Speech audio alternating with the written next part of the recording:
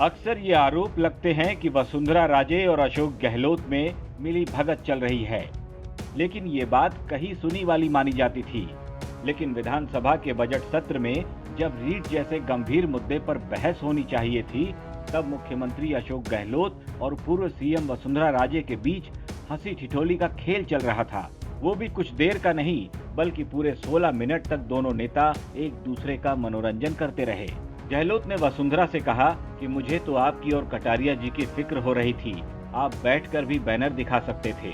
इस पर वसुंधरा कहती हैं कि ऐसी कोई बात नहीं है। फिर गहलोत कहते हैं, आप घंटे भर तक खड़े रहे, बैठकर भी तख्ती दिखाते तो हम मान जाते। आप बताइए, हम इससे अच्छा और क्या कर सकते थे। फिर वसुंधरा कहती हैं कि हमारी मांग तो वाजिब है, आपने आज जमकर टेबल थपथपाई, हाथों में दर्द हो गया होगा। इस पर गहलोत ने हाथ दिखाते हुए चुटकी ली और कहा कि मेरे हाथों में तो लाली भी नहीं आई, लकीरें देखो कितनी लंबी लंबी हैं। वसुंधरा राजे ने भी फौरन अपना हाथ आगे किया और बोली कि रेखाएं तो मेरे हाथों में भी कम नहीं, देख लो।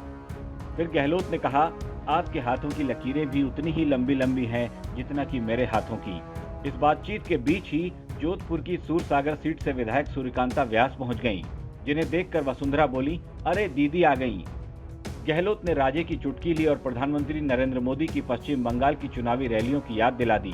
गहलोत ने कहा कि आप तो बिल्कुल मोदी की तरह दीदी ओ दीदी बोल रही हैं।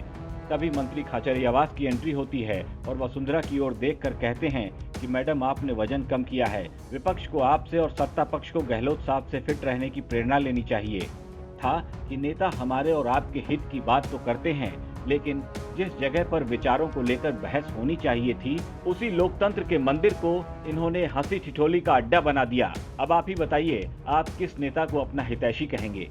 ब्यूरो रिपोर्ट, राजस्थान तक।